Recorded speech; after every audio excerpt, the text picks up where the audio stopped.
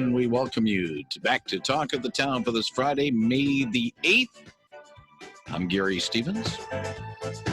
We'll have open line following the 11 o'clock news, and we will also have Steve Kathan with CBS News at the top of the hour. But on Friday mornings, we have a chance to catch up on things going on with Allegan County on the second Friday of the month. And we do have on the other end of our phone line right now is Allegan County Commissioner Dean Kapenga. Dean, good morning. Hope all is well. Good morning, Gary. How are you and listeners? We are well. We are well. We're waiting for Jim Storey to hook up, and he'll be joining us via the Zoom connection as soon as he's able to give us the hey-ho, and hopefully he can as well. Jim, good morning. I hope you can hear us. If not, I can hear you loud and clear. Good okay. morning. Sounds good. And again, some of the things that we have to work around, but we do have both the commissioners here. And if you have a question, you can call us at 395-1450, 395-1450. Jim is the Allegan County Board Chairman, Dean, the past chairman, but both can be able to answer your questions as they represent pretty much the northwest, I should say, corner of Allegan County. All right. Obviously, the elephant in the room, gentlemen, has been the COVID-19 situation. The county trying to deal with it as best as possible, but it's not been the easiest situation. First of all, Jim, I'll begin with you. Has this county sort of adjusted to the quote-unquote new normal yet or not? Well, I think, first of all, sorry I got a little late. I wanted to get my earphones so I could hear well. But yeah, I think the county has done, and our employees have done an excellent job of adjusting to this sudden contagion that has hit the world. And of course, now pretty prominently in the state of Michigan. I want to go back since early March, actually. Our health department has, even before any of the governor's 72 declarations started to be flowing out of her office, started coming, the health department was taking cognizance of world events. And, for example, one of our Dean and our friends' son returned to China from a trip to China in late February, early March, and our health department went to the trouble of making sure that they monitored him and actually quarantined him to make sure that he was not bringing that back. I mean, so I think that's emblematic of how diligent they have. And Gary, I just want to say, all of the residents of our county and citizens can go to the health department website at Allegan County. There's a coronavirus section. And if they go to that, they'll find out something I think is very interesting. Since that early stage, they have had monitored 1,706 persons under investigation for suspected coronavirus infection, and 1,563, or 92%, have been negative. And you don't hear those numbers very, very much. And I think, not saying that it's not an issue, but I think when you get into the 90% range of negative investigations, you have to put this whole health pandemic in context. Dean? Well, I've been encouraging our townships, and I think, Jim, you have too. I hope some of your listeners will go to our website. It's just allegancounty.org. But we have, it's a day-by-day statistical update as far as what's going on with the COVID-19. And just let me tell you some of the things that are in that stat as far as they have the amount of PUIs that we have, 1,556. How many negative tests? 1,418. How many positive tests? 123. Total tests pending. Tests not completed. We've had 2 deaths because of the virus, but it gives you just a day by day. So if your listeners are just going, well, what's going on in Allegan? What are the stats? but it also gives you the state stats and the U.S. stats along with it. So just a great website. And I know Jim and myself also just want to say to your listeners, on that same website, they can simply, you'll see the Corvid, it's just really clear in bold letters, but also many of them are concerned about the high waters that we've had on Lake Michigan. And Jim and me are monitoring that almost every day. We're doing something with it, aren't we, Jim? But if you go to that website, you'll see just the high water, the lakeshore erosion part on it. And if you just punch on that, you'll see everything from 1980 high lake levels, MSP lakeshore flyovers, as far as you can see the shoreline, what it's currently doing now, because they've been kind enough to fly over and really give us a running stat of what it was like 2 months ago, what it's like today.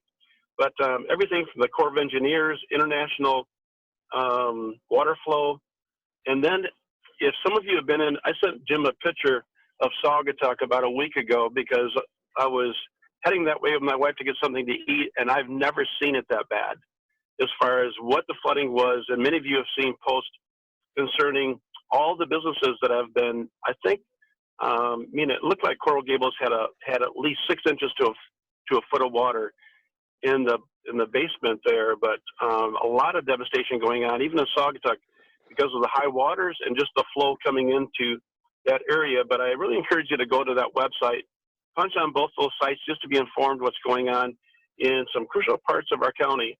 And I found them very helpful. Many other people have too, but they're very good websites. Yeah, and Jim, I think you can certainly agree with that. And I was going to bring that up because of the situation in Saugatuck. We talked with Mayor Ken Trester about this on City Hall Chatter last week, and they're trying to address it as well, but well aware that a lot of the resources that would have been for high water and erosion, unfortunately, have been diverted in Lansing towards COVID-19, and justifiably so. But you can't ignore the problem because, as they say, water's not paying attention to stay home, stay safe. Well, I think the old phrase that can we walk and chew gum at the same time? I mean, I think we ought to be able to handle both of them. This is a strong, diversified, and nimble state when it wants to be, and I think we need to attack the high water issue with the same kind of vigor that we are with the COVID-19. I talked to, we're focusing a little bit on Saugatuck, but, they have a 100-day season, if you will, for visitor activity. And I mean, I know people who have businesses and the employees who work for those businesses are just crying about the twin whammy of being shut for COVID-19 plus, having shorelines devastated. I was talking to the city manager of Saugatuck, Kirk Harrier, yesterday, and after visiting the sites that Dean forwarded to me, I said, Saugatuck's famous for every summer having a Venetian festival, parade of boats, and with the amount of water in their streets, they may be truly a Venice West this year. And I said, maybe the city wants to get into the business of renting gondolas, but I mean, it's a little humorous, but it's sad and tragic, and we just got to do a better job of helping these respond. The county, our emergency services director has provided thousands of sandbags last year. He still has a stock of them now, but this is an emergency that goes beyond Allegan County. It goes up and down the coast of Lake Michigan, and we need the state, actually the resource agencies. DNR and Eagle to step up and do some more. 395-1450. If you have a question for Allegan County Commissioners Jim Storey and Dean Kapenga, they'll be happy to answer it. Again, 395-1450. Let me go away from the immediate Saugatuck and Lake Michigan area, a little bit further upstream on the Kalamazoo River. Are there concerns about high water in Otsego/Plainwell or in Allegan, or is this really concentrating more on Saugatuck and the Lake Michigan shoreline? Well, I don't know, Dean, if you have more information than I do, please pipe in.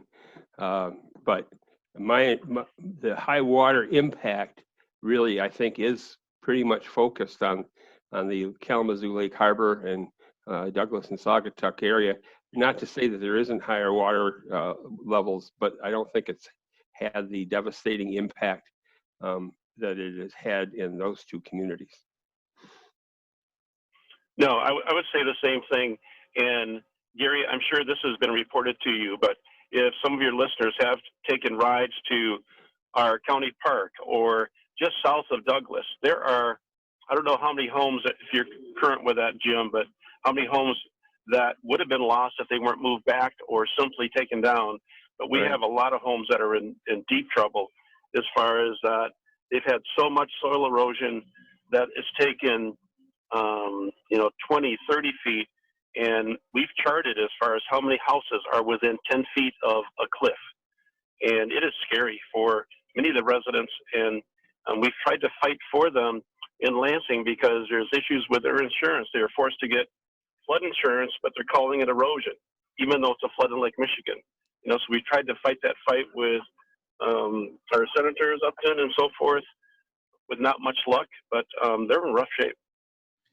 Again, 395-1450 if you have a question for Allegan County Commissioners Jim Storey and Dean Kapenga.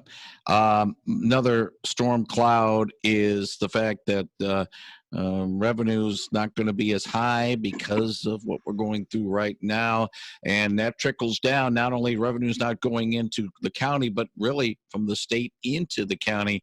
And we've talked with city managers in the past, Tim Klunder and Keith Van Beek and Zeeland and Holland, respectively. They got to formulate a budget for fiscal 2021 based on some, being flexible with their revenues. County government's got to do the same thing as well. Maybe not so much for, a July to June situation, but still, that revenue is going to be a big thing. You guys going to have to, plan out as you go forward. Well, I know, Dean, you've had some thoughts about this, so go for it. If I could just give just a real positive spin on this, Jim, and I think you would have a smile on your face too, that we are both very proud of past commissions and administrations. But I would just say that with all that your listeners have heard on the radio and TV, as far as that there's so many jurisdictions that are in rough shape, they don't know what they're going to do. We wouldn't say that. We would say that we're financially secure and that we've had reserves that were set up for this, for emergencies that are just like this, and we're very stable. So I would first just say to your listeners that we are very stable. I'm very proud of the work that's been done in the past and currently, that we've had things in place to take care of something like this. Not to say that we aren't thinking about some tough issues coming up. Jim, I'm sure you've been into different committees with MAC and with committees out of Lansing.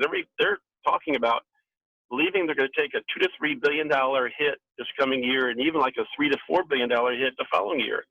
And that's going to trickle down to services that they've been paying for us, some of them helping us, partnering with us, that they simply aren't going to do that. So we're going to have to be very creative and sharp within our financial status in dealing with some of the issues coming up with our 350 employees that we have that are trying to meet the needs of the County of Allegan. Yeah, and thank you, Dean. And I appreciate you pointing out that our predecessors on the Board of Commissioners and our administrator Rob Serro have been very diligent in making sure we have a fully funded rainy day fund.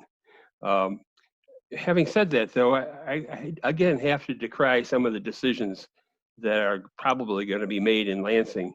When the first clouds came over about this budget, immediately the knee-jerk, well, we're just going to have to cut local revenue sharing.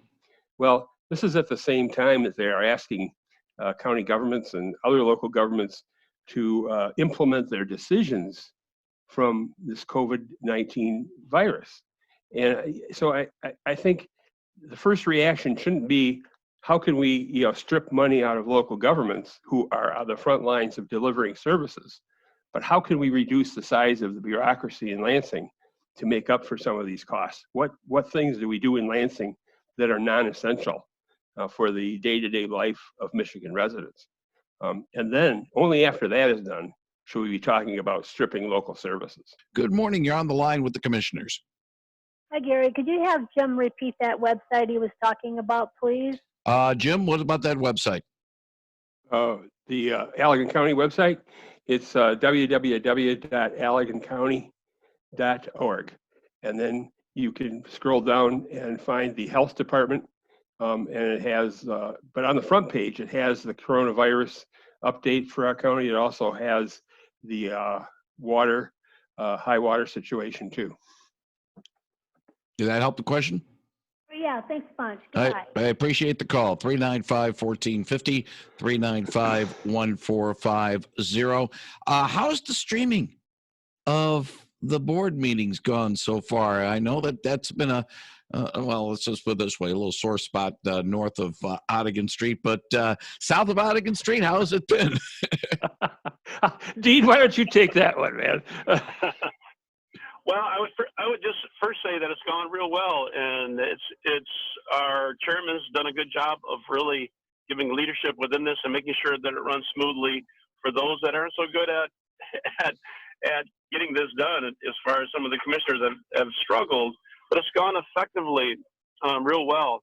And I would just make a plug too that Jim, I know that you've really had a burden to make sure that we try to get our information out to the people as best that we can by actually trying to stream all of our meetings from this time on, as far as to let the people see it in that way, but as far as the commissioner streaming and us not meeting, it's still been effective.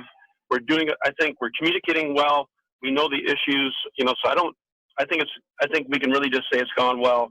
And then I know that, Mr. Chairman, you've really wanted to get it out to the people that more people can know what's going on with the facts and the money that is theirs. And you're going to make a proposal that I'll support to try to streamline our meetings. And we'll see how that goes. But well, thank you, Dean. I appreciate that. Yeah, not only have we done Zooms for our, now we've done 3 of our Board of Commissioner meetings since the contagion started by Zoom. And a couple of people have joined us, just regular members of the citizenry have joined us to observe. And as a matter of fact, I was talking to a gentleman 2 days ago who said, yeah, I've followed every one of them. I didn't know that, but he has.